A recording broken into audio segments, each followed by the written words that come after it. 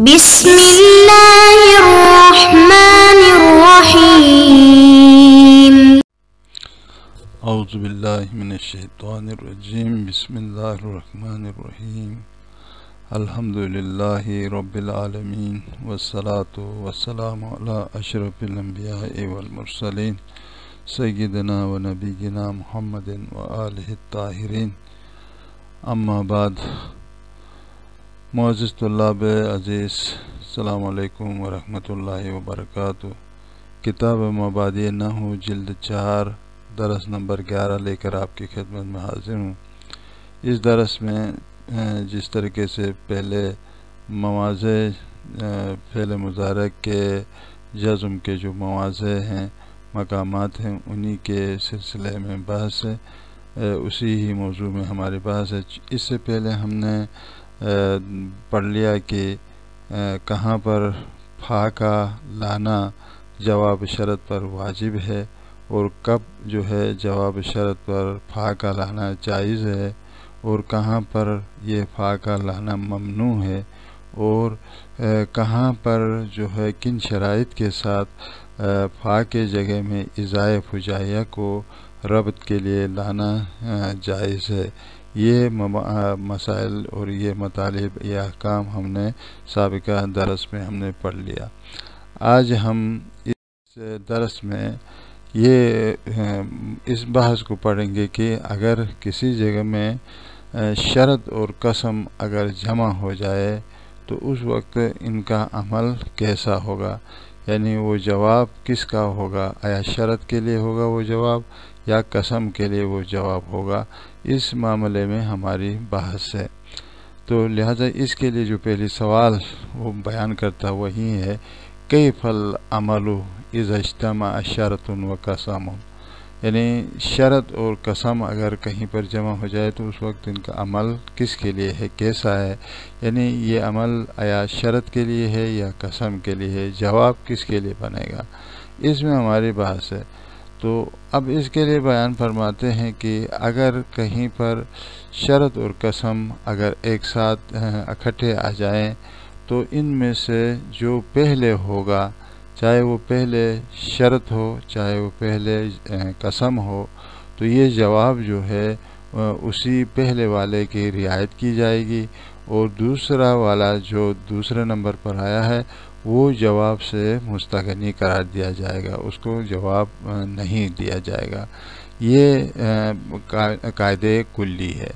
तो फरमाते हैं कि इज़ा इज्तमा शरतुन व कसमुन, अगर किसी जगह में शरत और कसम दोनों ने इज्तिमा किया, इकट्ठे हो गए, एक जगह में आए, तो उस वक़्त हम किस को अमल देंगे, आया शरत को या कसम को।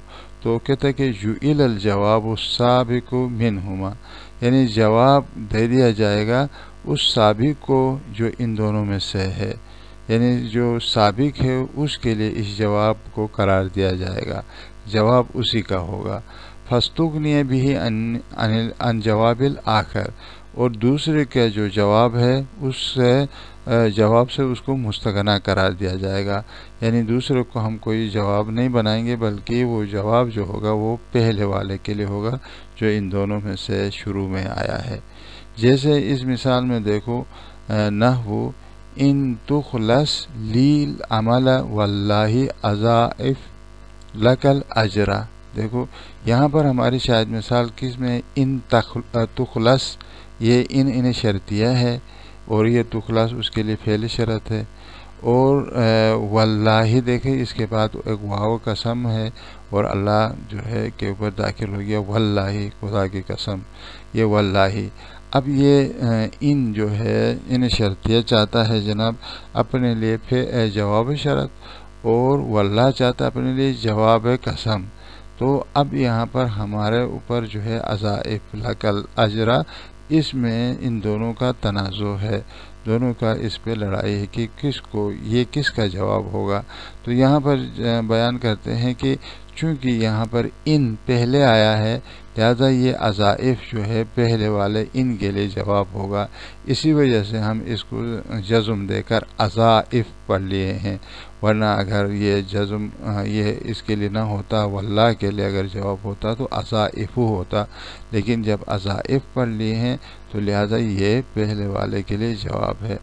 तो बस कसम का फिर जवाब क्या होगा, तो कहते हैं कसम जो है यहाँ पर जवाब से मुस्तगनी है, यानी उसके लिए जवाब की ज़रूरत नहीं है। ये एक मसला।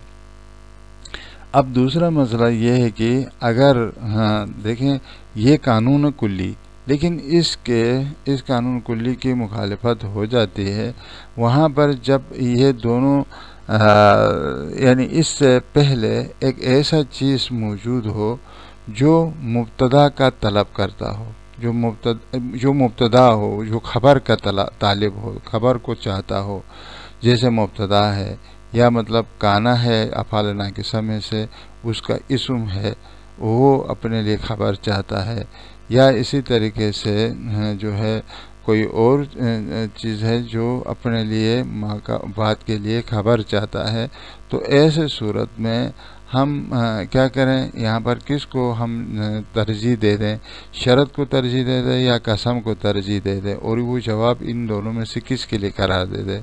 तो कहता है कि ऐसे मौक़ू में भी तरजीह जो है शर्त को दे दी जाएगी, शर्त को तरजीह देंगे और बाद वाला जो जवाब है वो शर्त का होगा, कसम का नहीं होगा। इसलिए कहता है कि फ़इन तक़द्दमहुमा मा यतलुबुल ख़बरा, कहते कि अगर इन दोनों में से, यानी दोनों में से किन दोनों में से, शरत और कसम से, शरत और कसम से पहले एक ऐसा चीज़ हो जो ख़बर का तालिब है, जो तलब करता है ख़बर को, जैसे मुब्तदा है, मुब्तदा ख़बर का मुतकाज़ी है, या इसी तरीके से वह इसम काना, या काना का इसम है, काना है, काना के बाद एक इसम है, तो वो इसम अपने लिए ख़बर की ख्वाहिश रखता है, वह नहवी, या इसी तरीके से मुब्तदा काना और इसकी तरह और नवासिक हैं जो अपने लिए ख़बर की का मोहताज हैं। तो ऐसे सूरत में तरज्जह जानिब शर्ती, उस वक़्त शरत की जानिब को तरजीह दी जाएगी।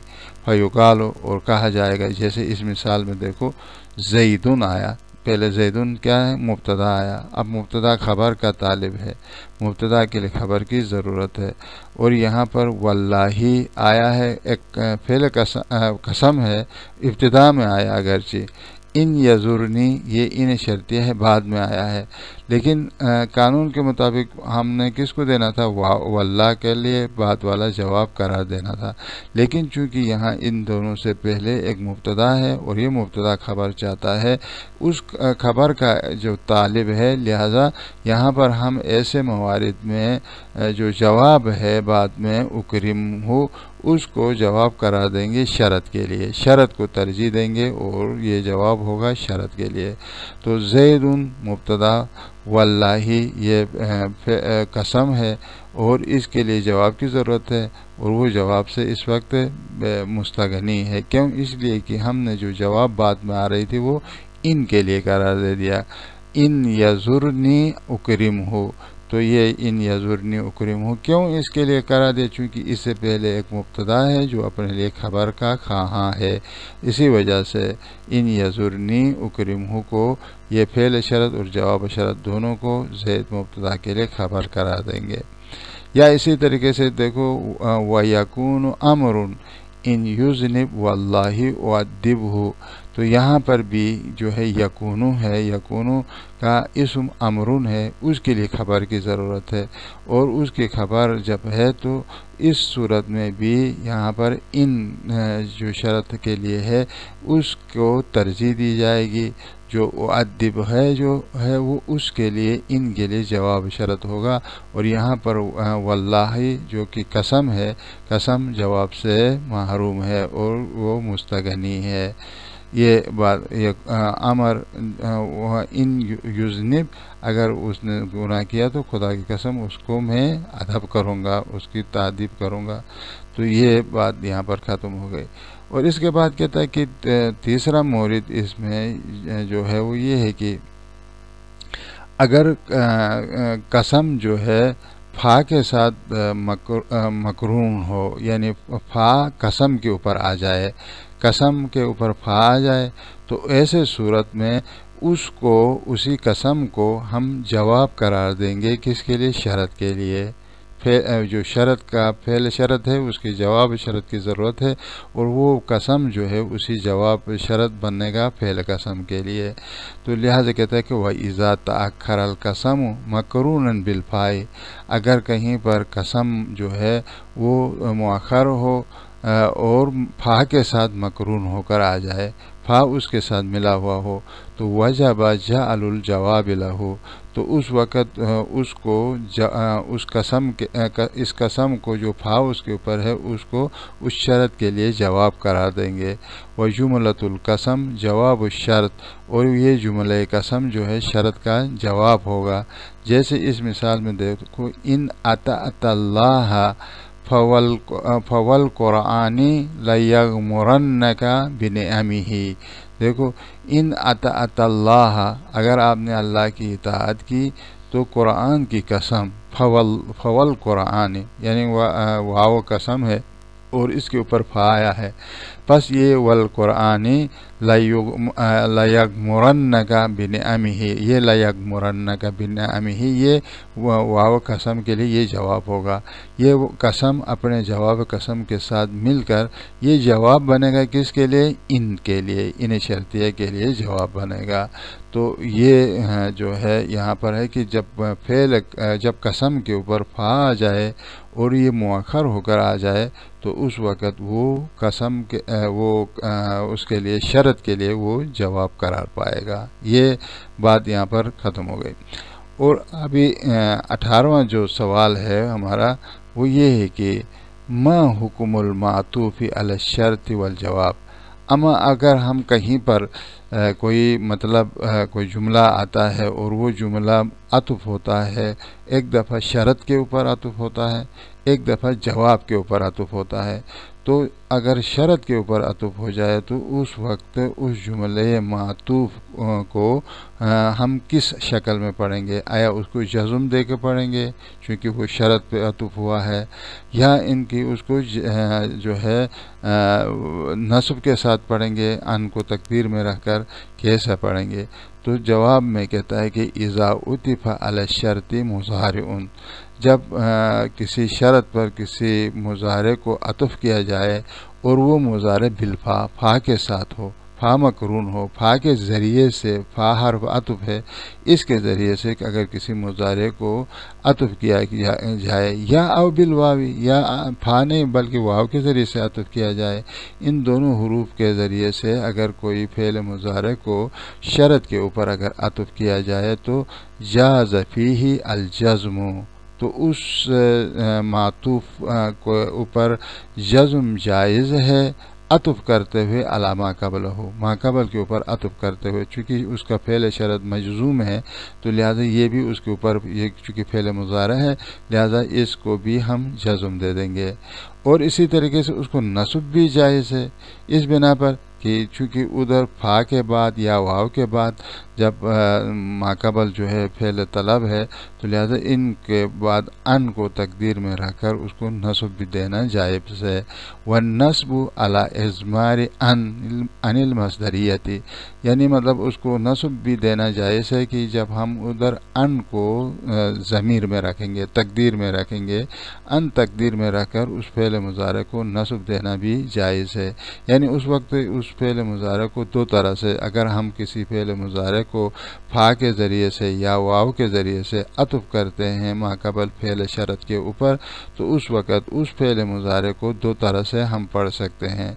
एक दफ़ा उस फ़ेल मुज़ारे को हम जज़्म दे दें पहले वाले शरत के ऊपर अतुफ़ करने की सूरत में। अगर हम उसको अतुफ़ करें लेकिन जो है उस वक़्त जो है अन को तकदीर में रखें, अन फ़ा के बाद अन तकदीर में आ जाए, तो उस सूरत में ये फिर मंसूब होगा, नस्ब होगा। जैसे इस मिसाल में देखो हम वाज़ह हो जाएगा, जैसे कि इन तज़ुरनी, इन तज़ुरनी में ये क्या है? इन शर्तिये के लिए फ़ेल शरत है। अब फ़ा के ज़रिए से तो हदीसनी, ये इसको अतुफ़ किया गया तज़ुरनी के ऊपर। जब फ़ा को इसके ऊपर अतुफ़ करें, लफ्ज़ के ऊपर अगर आप अतुफ़ करें तो चूँकि ये लफ्ज़ तज़ुरनी मजज़ूम है, जज़्म के साथ है, तो हदीसनी ये भी क्या हो जाएगा, मजज़ूम होगा। ठीक है, तो ये उकरिम का क्या होगा, ये जवाब होगा इन शर्तिया के लिए। तो फतुहद्दिसनी आतुफ़ है तज़ुरनी के ऊपर, ये आतुफ़ मातुफ़ होकर ये फ़ेल शरत होंगे और उकरिम का जवाब शरत होगा। अगर हम यहाँ पर इसको फ़ा के बाद जो है अन तकदीर में रखें, अगर आप अन तकदीर में रखेंगे तो फिर कैसे पढ़ेंगे, फतुहद्दिसनी पढ़ेंगे, से के ऊपर जो है ज़बर देंगे। क्यों, इसलिए कि अन मुक़द्दरा जो यहाँ पर है उसने उसको नस्ब दे दिया। असल में था फ़अन तुहद्दिसनी, अन ने उसको नस्ब दे दिया है। तो ये दो तरह से इसको आप पढ़ सकते हैं जब फ़ेल शरत पर आप अतुफ़ करें फ़ेल मुज़ारे को। अम्मा आप इसको जवाब पे अतुफ़ करना चाहते हैं, अगर कोई जुमला आया फ़ेल मुज़ारे, उसको आप जवाब के ऊपर, जवाब शरत के ऊपर अगर आप अतुफ़ करना चाहते हैं तो उसके वक़्त इन दो किस्मों के अलावा, यानी उसको एक दफ़ा आप जज़्म दे के पढ़ेंगे माक़बल पर अतुफ़ करते हुए, एक दफ़ा उसको नस्ब देंगे फ़ा और वाव के बाद जो है अन तकदीर में रहकर, और एक तीसरी वजह भी यहाँ पर जायज़ होती है और वो यह है रफ़ा के साथ, यानी उस फ़ेल मुज़ारे को जिसको आपने फ़ा के ज़रिए फ़ा या वाव लेके आए उसके पीछे जो फ़ेल मुज़ारा है उसको आप रफ़ा दे के भी पढ़ सकते हैं। रफ़ा क्यों, इसलिए कि उसको एक जुमले मुस्तानिफ़ा करार देते हैं। तो देखें यहाँ पर अम्मा इज़ा उतिफ़ा अलल जवाबी, अगर अतुफ़ किया जाए जवाब के ऊपर, जाज़ फ़ीही अर्रफ़्उ ऐज़न, उस वक़्त उस फ़ेल मुज़ारे को रफ़ा देना भी जायज़ है। अलल इस्तिनाफ़ी, यानी उसको मुस्तानिफ़ा करार दे दे, एक जुमला मुस्तानिफ़ा करार दे, फ़ाव को फ़ाए मुस्तानिफ़ा, वाव को वाव मुस्तानिफ़ा करार दे दे और बाद वाले उस जुमले को अलग से एक जुमला करार दे दे। जब एक अलग जुमला होगा तो उस वक्त चूँकि इसका आमिल मानवी होगा और उसको रफ़ा आ जाएगा उस फ़ेल मुज़ारे को। अलावतन अलल वजहैनिल मज़कूरैन, अलावा इनकी ये जो दो वजह जो पहले वाले शरत के ऊपर जब आप अतुफ़ करते थे, जो दो वजह थी, एक दफ़ा उसको जज़्म दे के पढ़ना, एक दफ़ा उसको अन तकदीर में रखकर नस्ब दे के पढ़ना, इन दो अलावा पर इन दो मज़कूरा जो वजह हैं उनके अलावा आप रफ़ा भी उसको दे सकते हैं। जैसे इस मिसाल में देखो, इन तुख़्फ़ू मा फी सुदूरिकुम औ तुब्दूहु यअलमुहुल्लाहु व यअलमु मा फिस समावाति वल अर्ज़।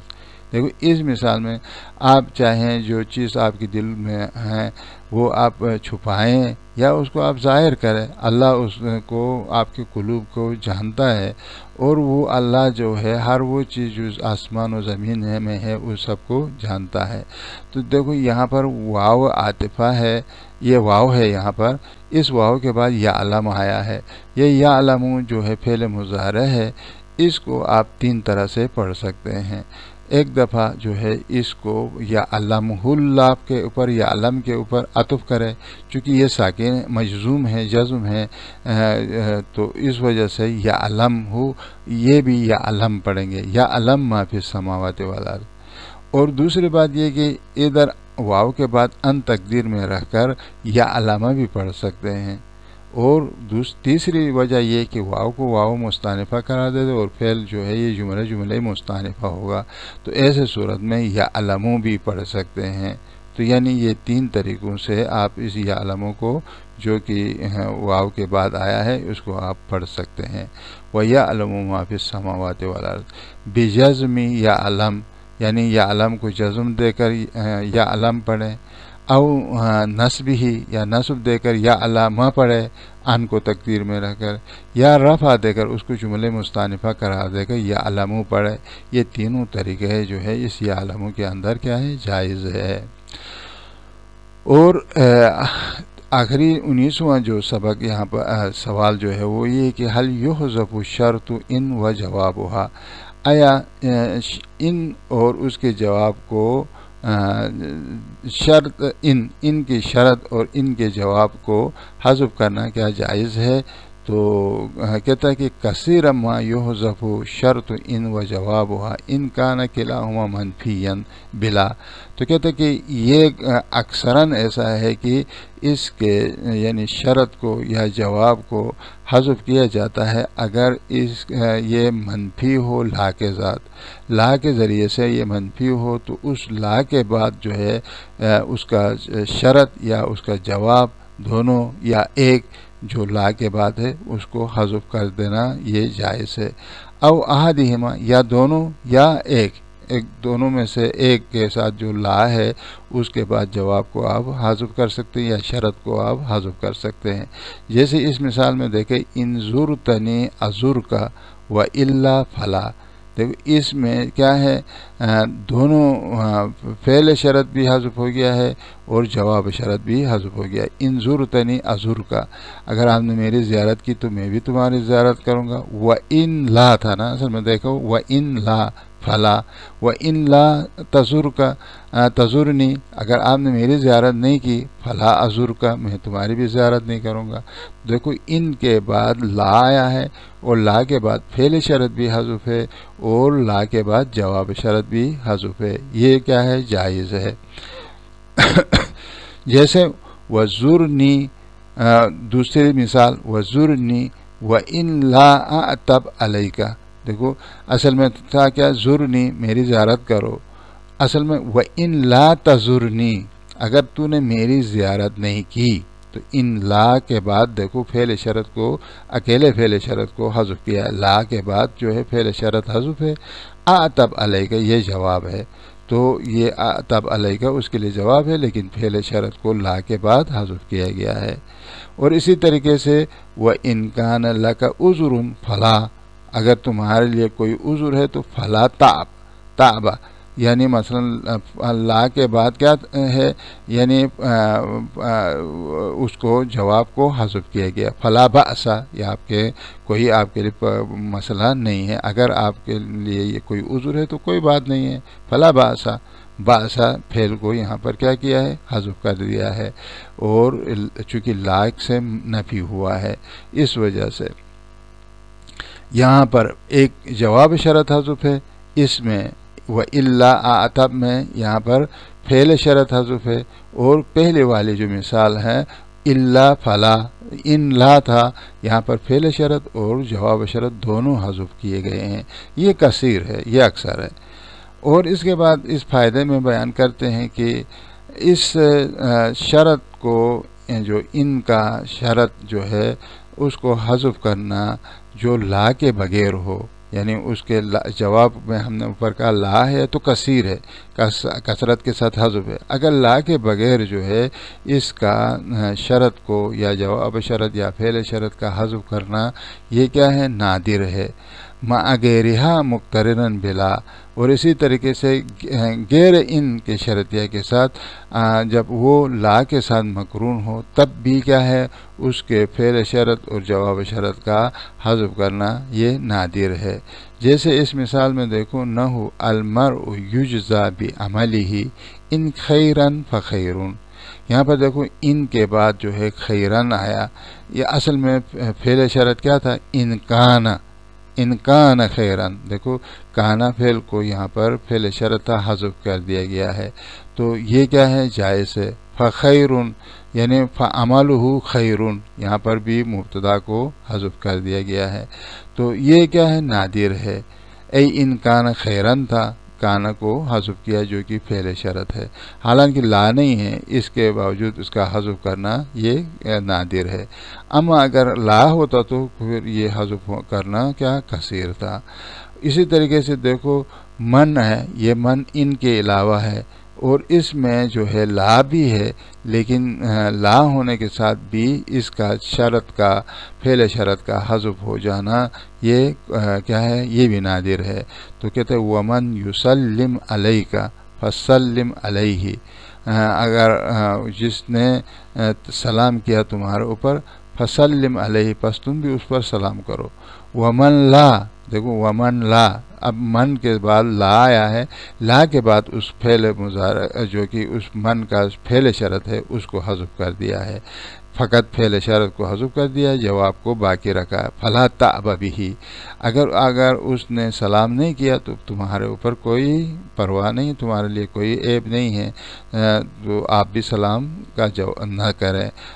वमन ला, अगर किसी ने आप पर सलाम नहीं किया तो फला ताब बिही, यानी असल में यह था वमन ला युसल्लिम, अगर कोई आपके ऊपर सलाम न करे तो फला ताब बिही, आपके ऊपर कोई ऐब नहीं है। तो इसी के साथ आज हमारा बहस यहाँ पर ख़त्म हो गया और नए एक दरस के साथ इंशाअल्लाह आपकी खिदमत में हाज़िर होंगे। वस्सलामु अलैकुम व रहमतुल्लाहि व बरकातुहू।